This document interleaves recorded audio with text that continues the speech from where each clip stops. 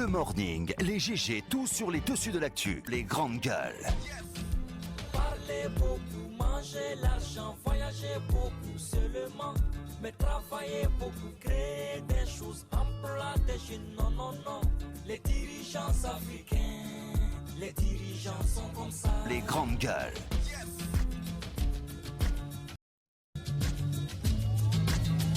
Bonjour à tous, merci de nous rejoindre dans cette émission, les GG. Tous les matins, nous vous donnons rendez-vous ici pour décrypter l'actualité à 360 degrés. Merci de votre fidélité. Où que vous nous regardez à la télévision, nous sommes en direct. Vous nous écoutez à la radio dans l'Okania, à Kindia, sur Kania Zik, notre média partenaire.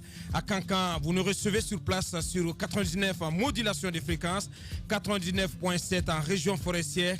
La même fréquence du côté de l'Abbé, mais aussi dans le Kakandé. 4 moyens s'offrent à vous pour réagir à nos sujets, à nos débats. GG au 8037 ou le 657 39 13 13. Ça se passe aussi sur www.espacefmguinée.info ou sur hashtag espace GG.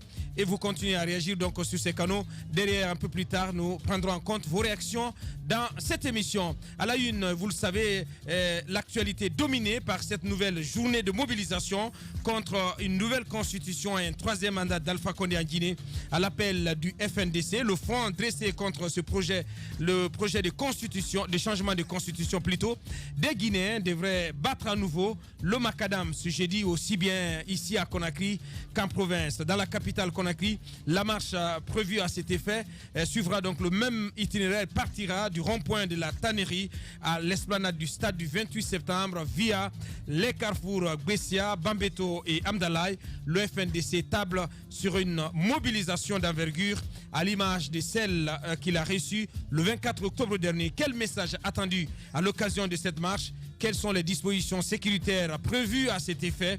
Comment renouer le fil du dialogue et sortir de l'engrenage politique en Guinée? Ces questions posées à nos invités qui vont prendre la parole au téléphone et ici en studio. Nous aurons un répondant du côté du FNDC, donc un des leaders qui va prendre la parole. Et si tout va bien aussi, le porte-parole de la police, le général Mamadouba Kamara.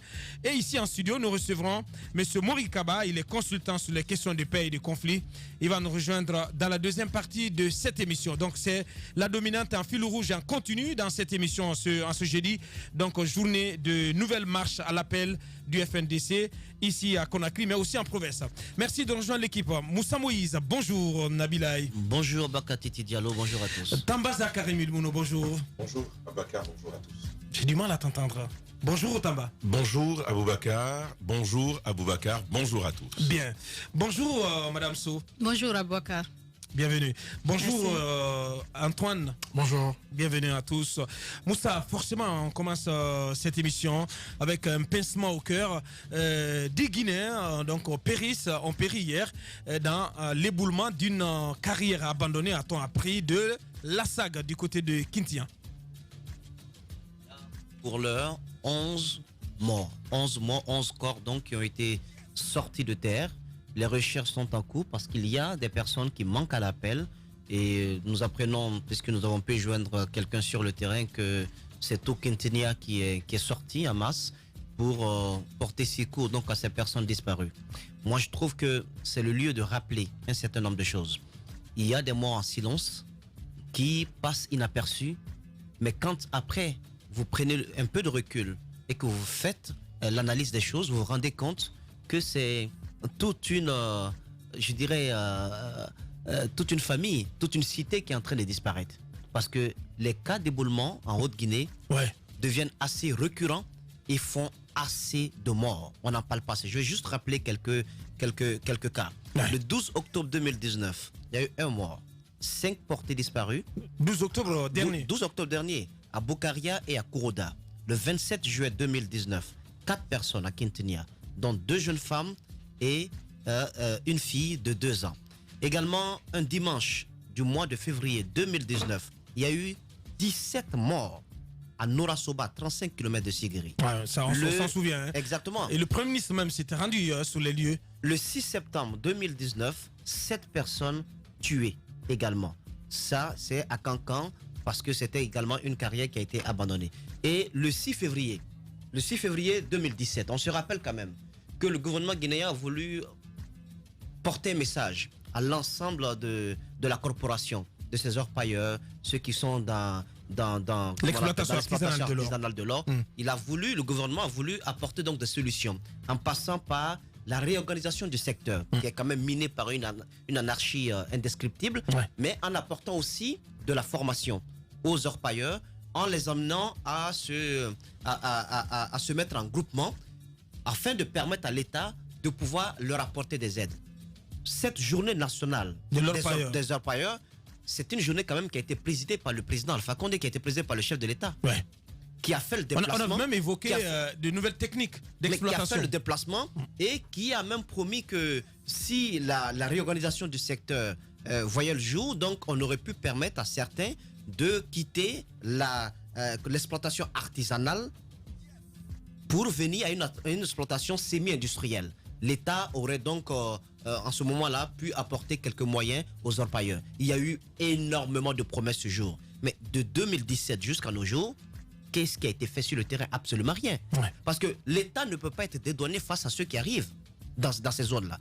Quand on parle de ces zones minières, c'est quand même plus de 10 préfectures qui sont concernées, et c'est aussi toutes les ethnies, toutes les communautés, et même les nationalités de la sous-région qui sont là, les Maliens, les Burkinabés, tout un monde qui vient de la sous-région, mais également qui vient de la Guinée, un peu partout. Donc, il y a non seulement une surpopulation dans la zone, donc l'État ne peut pas être dédouané face à cela. Parce que, en termes de sécurité, c'est l'État qui doit garantir l'exploitation de ces carrières de mines. C'est en termes d'exploitation, même les techniques d'exploitation, c'est l'État qui doit apporter la formation.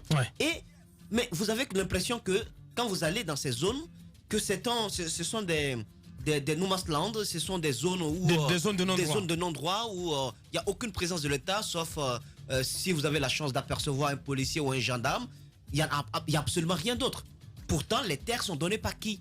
Même si les terres appartiennent aux familles, mais c'est d'abord la responsabilité de l'État qui cède les terres. Donc ensuite, qu'est-ce qui est fait en termes qu'on appelle de moyens de premiers soins qu'on peut apporter donc aux gens qui peuvent tomber dans ces mines-là?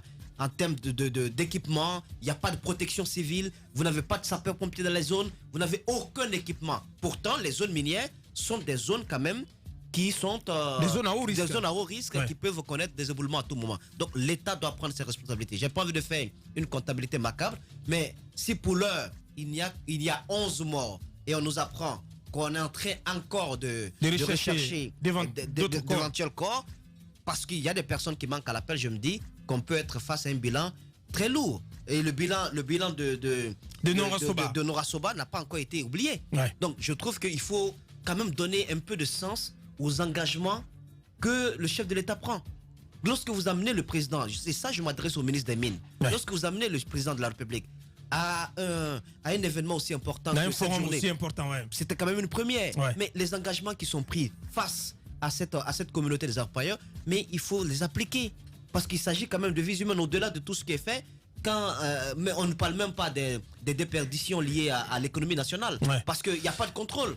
Il y a quand même à s'interroger, hein, franchement, sur les répercussions entre l'exécution, le suivi et l'application des résolutions de cette journée nationale des orpailleurs qui s'est tenue du côté de Kankan en février 2012. Je n'ai pas encore vu l'application d'une seule mesure qui a été annoncée ce jour. Vous savez, c'est pourquoi beaucoup aiment à donner au chef de l'État ce nom de papa promesse. Mais quand il prend des engagements, je pense que quand un président de la République prend des engagements, il appartient au ministre qui s'occupe au ministre sectoriel d'appliquer les décisions prises par le chef de l'État, de donner forme à cela et de l'expliquer comment est-ce qu'on peut les appliquer sur le terrain. C'est eux qui amènent un peu le président de la République à apparaître comme quelqu'un qui ne respecte pas du tout ses engagements vis-à-vis de son peuple. Il faut faire quelque chose. Les populations sont en danger dans les zones minières du côté de Kintinia. Ça fait déjà trop de morts.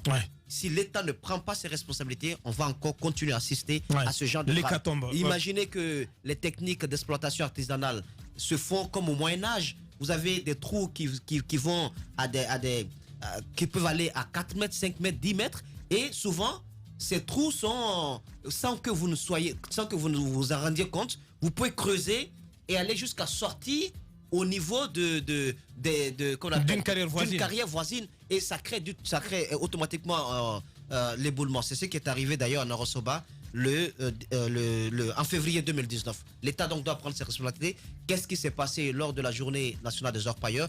Pourquoi les mesures annoncées n'ont pas été appliquées? Pourquoi on laisse cette communauté comme ça se gérer comme si nous étions dans un autre État? Bien, allez-y Tamba. Alors, ce n'est pas nouveau. En ayant écouté Moussa Moïse sur les dates, sur les drames survenus dans ces localités, ce n'est pas du tout nouveau. Bien. Alors, moi, je veux dire deux choses. Premièrement, constater qu'il s'agissait d'une ancienne mine.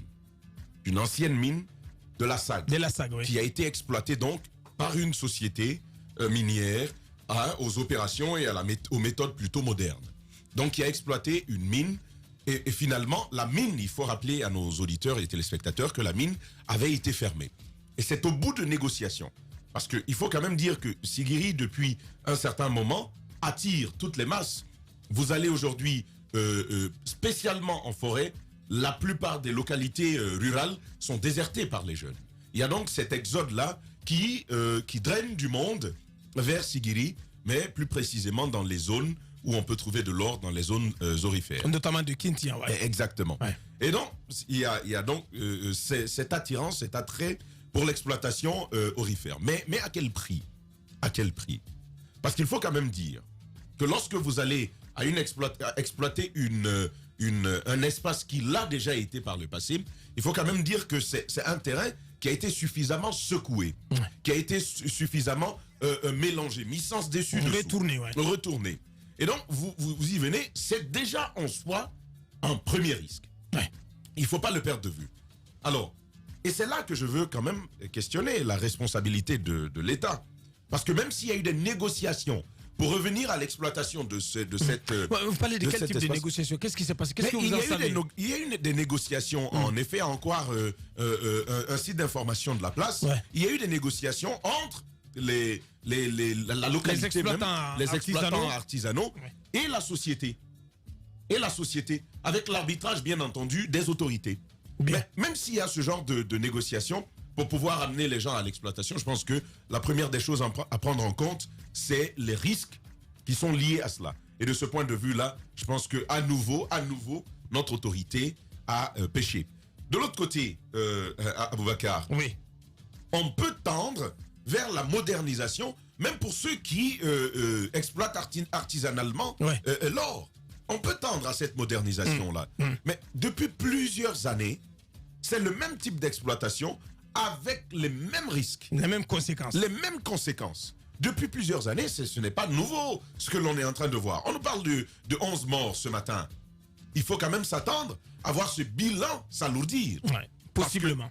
D'après la discussion que j'avais tout à l'heure avec Moussa Moïse, qui a pu entrer en contact avec certains d'entre eux, il y en a encore qui manquent à l'appel. La conséquence, on sait ce que c'est. On peut peut-être survivre plus facilement dans un autre espace, mais sous terre, c'est toute une autre question. Ouais, les chances de survie sont très minces. En effet. Ouais. Et donc finalement, on a exploité toujours de la même façon. Toujours de la même façon. On est parvenu toujours au même drame. Mais ça nous coûte quoi? D'imaginer un peu une autre façon de faire. Une solution pour pallier à ça.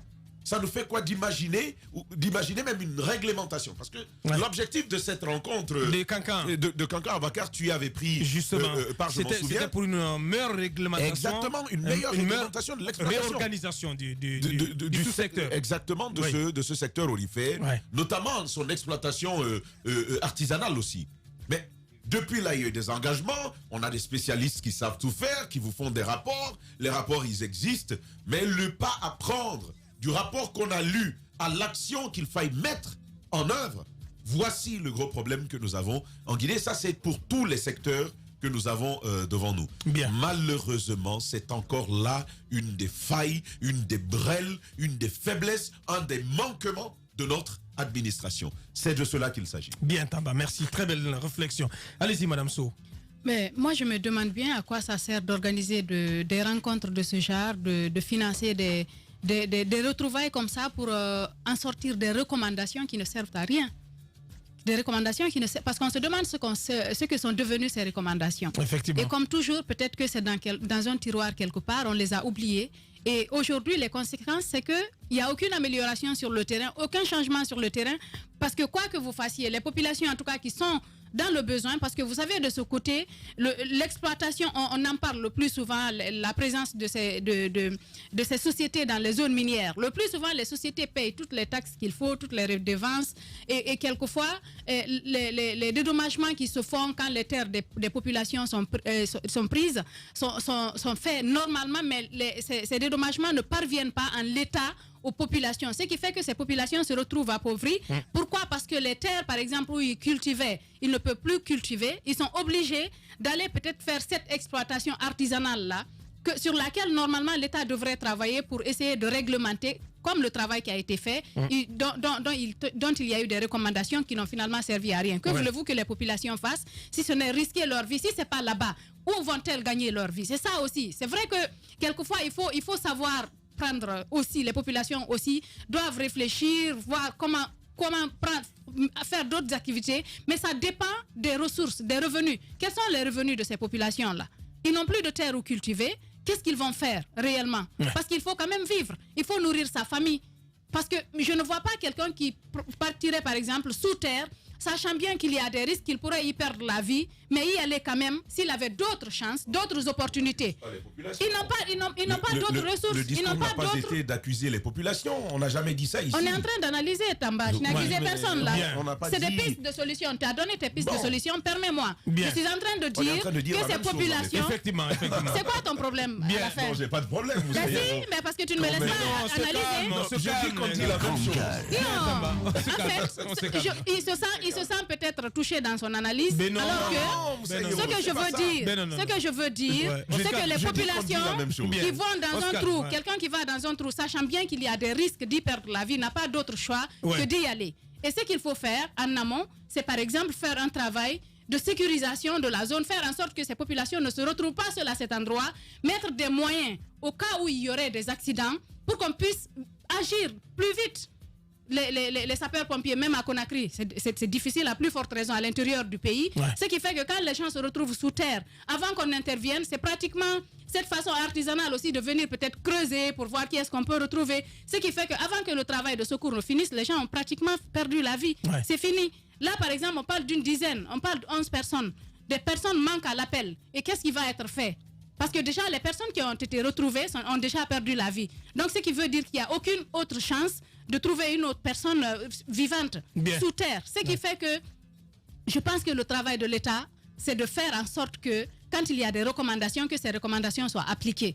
C'est cela aussi. Mais sinon, ça sert à quoi d'organiser des rencontres, des forums, sortir de grandes idées, mais les mettre dans le tiroir comme toujours. Ce qui fait que ce pays, on stagne, on n'avance pas, on revient toujours dans les mêmes problèmes. Chaque année, on parlera d'éboulement si les recommandations ne sont pas prises en compte. Bien. Allez-y, Antoine, pour clore. Dans les recommandations à l'époque de la journée nationale de l'orpailleur ou de l'orpaillage, on a vu que le président, en allant à Cancan, a voulu montrer aux orpailleurs ou à ceux qui exploitent l'or artisanalement le changement de méthode. La pratique devait désormais évoluer avec l'utilisation de produits chimiques et tout cela. À l'époque, je me rappelle qu'Alpha Condé demandait à ce que les différents jeunes qui exploitaient l'or de ce côté se munissent de cartes de membres désormais, qui s'organisent en groupement afin d'être mieux structurés. Mais vous constatez que les différents engagements pris par le président ne peuvent pas être appliqués parce qu'à l'époque, ça a été plus politique qu'un événement dédié à ces jeunes orpailleurs. Parce que je me rappelle qu'à l'époque, on était à Dinguiraï, on a vu que le préfet, ce jour-là, incitait les différents cadres au sein de son administration à partir en Haute-Guinée. On incitait la population à partir et chacun d'eux avait le transport et une prime pour aller prendre part à cette journée. À l'époque, je me rappelle que ça a été plus politique que ce dont nous parlons ce matin. Alors, le décompte fait par Moussa Moïse, ça avoisine les 100 morts. Ça fait pratiquement 100 morts. Sans compter les conflits au bout desquels il y a des cas de mort. Est-ce que le gouvernement, parfois, si on tenait compte de la situation... Donc ça a coûté autant de vies que les manifestations. Justement, mais on n'en parle pas trop, parce que de ce côté, ce n'est pas politique. De ce côté, les gens se battent pour s'en sortir. À défaut de cela, les gens préfèrent prendre l'eau afin de se chercher ailleurs. Alors que si on essaie d'organiser ces jeunes en Haute-Guinée, j'estime que parmi eux, beaucoup s'en sortiraient d'eux-mêmes sans compter sur l'État. Sauf que, on ne le dit pas assez, mais cette exploitation de l'or a une conséquence assez négative sur la vie des populations, notamment sur l'éducation de ce côté. On sait tous que beaucoup de jeunes, au lieu d'aller à l'école, préfèrent aller exploiter l'or. Beaucoup d'abandon scolaire dans la zone de Sigiri. Quand un jeune cherche de l'or et qui gagne 50 millions, vous pensez qu'il aura envie d'aller à l'école? Il n'a plus envie d'aller à l'école. Les grandes gueules. Même toi, tu vas abandonner ce que tu fais. Non, pas du tout, Tamba. 50 millions par jour. Non. Quand même. Un jeune adolescent de 15 ans qui a à lui seul 20 millions, 50 millions, à mon avis, on aurait pu tout de même limiter l'âge de ceux-là qui exploitent ces mines-là. On peut faire en sorte que ceux-là qui viennent, qu'on essaie de revoir l'âge des personnes. Si vous n'êtes pas adulte, vous n'y venez pas. Mais malheureusement, j'estime que les recommandations faites doivent être ressorties des placards afin qu'elles soient appliquées, parce que le ministre Magasuba, les vies sont en danger du côté de Sigiri. Allez-y, Moussa, pour clore. Pour clore, je voudrais juste faire remarquer que toutes les réformes drastiques qui auraient pu sauver des vies en Haute-Guinée ne sont pas du tout mises en application par le gouvernement, ou si elles le sont à tâtons. C'est-à-dire que l'État, le gouvernement prouve qu'ils n'ont pas du tout envie, les membres du gouvernement qui n'ont pas envie, le chef de l'État, à commencer par lui, n'a pas envie de toucher à un électorat qui lui semble être acquis. Ils avaient pris une mesure drastique au début, annonçant la fermeture, l'interdiction de l'exploitation dans ces zones minières, notamment en période hivernale. Exactement. Mais ça n'a pas du tout été respecté, et ça n'a pas duré. Donc je trouve que faut pas faire du 2 poids 2 mesures. Faut pas tout lier à la politique. Un secteur pareil qui peut apporter assez en termes de revenus à l'État si c'est réorganisé, mais il faut pas regarder, il faut pas regarder sur ce que vous gagnez en termes d'image, en termes faut pas faire des calculs politiques derrière. Il faut y aller en tenant compte des vies humaines que vous allez sauver. Vous réorganisez ce secteur, non seulement l'État va gagner plus, mais aussi vous allez permettre de faire une économie des vies. Vous permettrez également de mettre fin à cette anarchie quand vous allez dans ces zones minières. Mais c'est un monde à part. Il y a des mariages qui se font là, des divorces qui se prononcent là. Ce qu'on appelle les foudoukoudounis. Les mariages de courte durée. Vous avez des orpailleurs qui peuvent être au fond des abysses et qui disent il y a l'oxygène qui manque. On tire un gros tuyau qu'on envoie rapidement. Donc, c'est une ribambelle d'activités qui est l'anarchie totale. L'anarchie totale. Et le chef, c'est le tomboloma. Je ne sais pas comment le tomboloma. Oui, le tomboloma, bien sûr. Mais c'est lui le roi dans la zone. C'est lui. Ils peuvent te faire chicoter, ils peuvent te faire arrêter. Il y a un seul agent, un gendarme ou un policier qui est dans la zone. On dit amenez-le là. On le met dans une sorte de cabane. Dans une sorte de prison. Exactement, tu es là pour quelque temps. Et quand tu es malade, c'est parastamol, c'est Nivaquine, mais vous avez l'impression que vous vivez au Moyen-Âge. C'est pas possible. Bien. On n'a pas de répondant, Moussa, du côté du ministère des Mines. C'est assez grave parce qu'ils n'ont pas de réponse à donner. Ils n'ont pas de réponse. Voilà. C'est dommage. Et s'il va la Guinée d'Alpha Condé? Radio Espace Guinée, qui fera les grandes de gueules. rechercher la vérité et de la dire, sera toujours odieux à celui qui exercera l'autorité. Condorcet. Bienvenue chez les GG sur Radio Espace Guinée.